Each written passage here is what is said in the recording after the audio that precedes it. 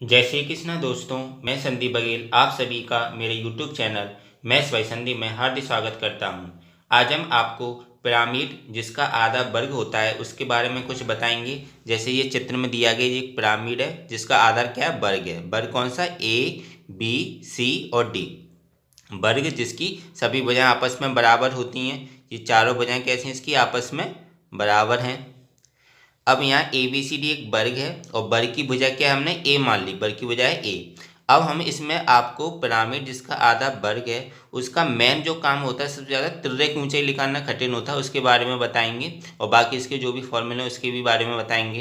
तो तिर्यक ऊंचाई कैसे निकालेंगे इसकी? जैसे यहाँ ए बी सी डी एक वर्ग है और वर्ग की भुजा ए दी है जी। पिरामिड है। अब पिरामिड में क्या है, इसमें चार त्रिभुज ऐसे बनने हैं जो कि कैसे हैं? तिरछे हैं। देखो, एक त्रिभुज बनना है ए एफ डी, एक त्रिभुज बनना है ए एफ बी और एक त्रिभुज बनना है जो तिरछा है, मतलब झुका हुआ त्रिभुज बी एफ सी। और एक त्रिभुज कौन सा बनना है आपका?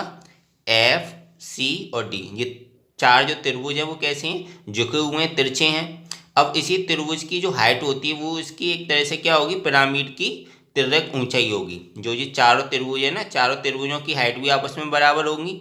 तो जो चारों त्रिभुजों की जो हाइट है जो वो क्या होगी? इस पिरामिड की तिर्यक ऊंचाई होगी। तो पिरामिड की तिर्यक ऊंचाई निकालेंगे। जैसे जी एक हमने एक त्रिभुज ले लिया, कौन सा? झुका हुआ त्रिभुज एफ ए बी। कौन सा ले लिया आपने? एफ ए बी एक त्रिभुज ले लिया। अब इसका जो एफ जी जो इसकी हाइट है उसके त्रिभुज के केंद्र से उसके आधार तक जो जो हाइट है इसकी वो क्या है? इस पिरामिड की तिर्यक ऊंचाई है। तो हमें क्या मैन निकालना है? इसकी जो तिर्यक ऊंचाई क्या हो जाएगी पिरामिड की? F G. तो पिरामिड की एफ जी क्या हो जाएगी? पिरामिड की तिर्यक ऊंचाई। तो पिरामिड की जो ऊंचाई होती है, एक होती है पिरामिड की लंबवत ऊंचाई जी। जैसे कौन सी है लंबवत ऊंचाई? पिरामिड की लंबवत ऊंचाई होती है जो पिरामिड का जो आधार होता है, आधार के जो सेंटर से उसकी चोटी तक की 90 डिग्री एंगल बनाती हुई ऊंचाई, ऐसे 90 डिग्री एंगल बनाते हुए जाएगी तो वो क्या होती है? उसकी लंबवत ऊंचाई होती है। तो लंबवत ऊंचाई क्या है? ये पिरामिड का आधार है जो कि वर्ग है, इसका केंद्र हमने ई मान लिया। ई से एफ तक की, एफ क्या है? इसकी चोटी है, एफ से ई। तो ये पूरी क्या है? इसकी हाइट है जी। कौन सी हाइट है? लंबवत ऊंचाई। कैसी है? लंबवत ऊंचाई है जी। कौन सी ऊंचाई है आपकी? लंबवत ऊंचाई है। और तिर्यक ऊंचाई कौन सी होगी? मैंने बताया था जो चारों त्रिभुज है, चारों त्रिभुजों की जो हाइट है, तो ऐसे एक त्रिभुज ले लिया ए एफ बी। तो इस त्रिभुज की जो हाइट है कौन सी? F G. जी क्या है? इसकी तिर्यक ऊंचाई है। तो यही हमें तिर्यक ऊंचाई निकालना है। तो देखो, पिरामिड की ऊंचाई एफ ही हमने एच मान ली और पिरामिड की तिर्यक ऊंचाई एफ जी मान ली। पिरामिड की जो तिर्यक ऊंचाई भी क्या है? F G. अब देखो, हमें इसका एक जी बी से क्या आधार चेक करना है। आधार कैसे करेंगे? मैंने अभी बताया था जो पिरामिड की जो लंबवत ऊंचाई लेते हैं वो इसके केंद्र से होते हुए लेते हैं। तो इस वर्ग का जो केंद्र है, केंद्र से इसकी भुजा तक की जो दूरी होगी, जो वर्ग की भुजा की आधी होगी। जैसे वर्ग की भुजा पूरी कितनी दी है? ए है। तो जी कितनी हो जाएगी? E F. ई जी कितनी हो जाएगी आपकी? ई जी हो जाएगी A/2। ई जी कितनी हो जाएगी? जी आपकी A/2 भुजा की आधी, क्योंकि केंद्र से भुजा तक ली गई है। तो अब इसमें एक तरीके से कौन सा त्रिभुज बनना है? समकोण त्रिभुज हो जाएगा। देखो, जी तो इसकी लंबवत हाइट हो गई और जिसका आधार हो गया। आधार कौन सा है उसका? केंद्र से उसकी भुजा तक की दूरी जो कि उसकी भुजा की आधी हो जाएगी। और जी होगी उसकी तिर्यक ऊंचाई एफ जी। तो समकोण त्रिभुज कौन सा ले लेंगे अब हमें? एफ ई जी। समकोण त्रिभुज एफ ई जी। तो ये समकोण त्रिभुज एफ ई जी लेंगे तो समकोण त्रिभुज है तो इसमें पाइथागोरस प्रमेय लग जाएगी। पाइथागोरस प्रमेय क्या होगी?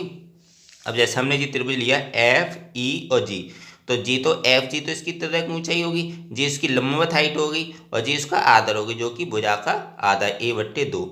तो समकोण त्रिभुज में जो तिर्यक ऊंचाई वो एक तरह से कर्ण का काम करेगी और बाकी जो भुजाएं हैं वो लंब और आधार हो जाएगी। जैसे इसकी हाइट को लंबवत हाइट को लंब मान लिया और जी वाली नीचे वाले को आधार मान लिया। तो पाइथागोरस प्रमेय में क्या होता है? कर्ण का स्क्वायर बराबर लंब का स्क्वायर प्लस आधार का स्क्वायर। तो कर्ण आपका क्या है? F G. तो एफ जी का स्क्वायर बराबर हो जाएगा एफ ई का स्क्वायर प्लस जी ई का स्क्वायर। तो एफ ई का स्क्वायर प्लस जी ई का स्क्वायर। तो एफ जी का स्क्वायर बराबर एफ ई हमारा कितना है? F E. एफ ई है उसकी लंबवत हाइट, पिरामिड की लंबवत हाइट है जो कि हमने एच मानी है तो एच स्क्वायर लिख दिया। और जी ई क्या है? उसकी केंद्र से भुजा तक की दूरी। तो केंद्र से भुजा तक की दूरी क्या है? उसकी भुजा की आधी, तो वो हमने A/2 लिख दिया। तो A/2 का स्क्वायर कर दिया।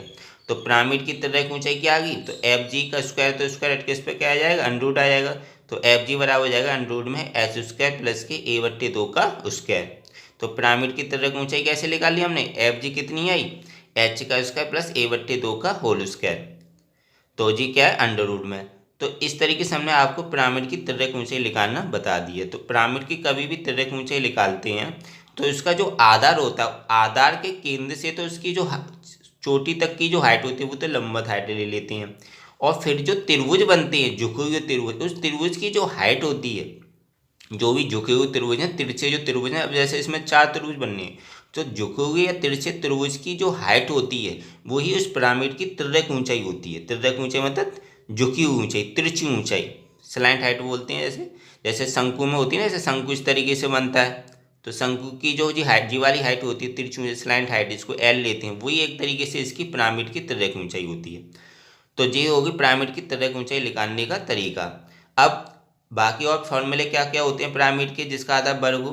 पिरामिड का तिरछे पृष्ठ त्रिरेख या पांच पृष्ठों का क्षेत्रफल। पिरामिड के तिरछे पृष्ठ कौन से हो गए, जो अभी मैंने बताए थे, 4 त्रिभुज जो झुके हुए हैं, तो वो तिरछे पृष्ठ होंगे, तो मतलब चारों त्रिभुजों का क्षेत्रफल जो कि झुके हुए हैं। तो तिरछे पृष्ठ बोल लो या त्रिरेख पृष्ठ बोल लो या पांच पृष्ठों का क्षेत्रफल, तो वो क्या होता है 1/2 आधार का परिमाप, आधार क्या है इसका वर्ग, और वर्ग का परिमाप क्या होता है 4 गुना भुजा। तो 1/2 आधार बोल लो या वर्ग बोल लो, आधार का परिमाप गुणा तिरछी ऊंचाई, कौन सी होती है तिरछी ऊंचाई, झुकी हुई ऊंचाई, कैसी लेंगे झुकी हुई ऊंचाई। तो एक तरीके से, एक तरह से हम त्रिभुज की कौन सी लेंगे, त्रिभुज की हाइट लेंगे, क्योंकि झुकी हुई त्रिभुज की जो हाइट है वही तो इस पिरामिड की तिरछी ऊंचाई है, तो वो होगी तिरछी ऊंचाई। तो पिरामिड के तिरछे त्रिरेख का पांच पृष्ठों का क्षेत्रफल क्या हो गया 1/2 आधार या वर्ग का परिमाप गुणा तिरछी ऊंचाई। अब आता है संपूर्ण प्रश्न। संपूर्ण प्रश्न में क्या हो जाएगा, ये झुके हुए चारों त्रिभुजों का क्षेत्रफल और उसका जो आधार का भी क्षेत्रफल इसमें काउंट हो जाएगा। तो संपूर्ण प्रश्न में हो जाएगा एक तो तिरछा प्रश्न, तिरछा प्रश्न कौन से, वही चारों झुके हुए त्रिभुजों का क्षेत्रफल प्लस आधार, आधार इसका क्या वर्ग है, तो आधार या मतलब वर्ग का क्षेत्रफल। तो ये हो गया पिरामिड का संपूर्ण प्रश्न निकालने का तरीका। अब बात आती है पिरामिड का आयतन। आयतन क्या होता है 1/3 आधार का क्षेत्रफल, तो यहाँ पे आधार कैसा वर्ग है, तो वर्ग का क्षेत्रफल लिखेंगे गुणा लंबवत हाइट।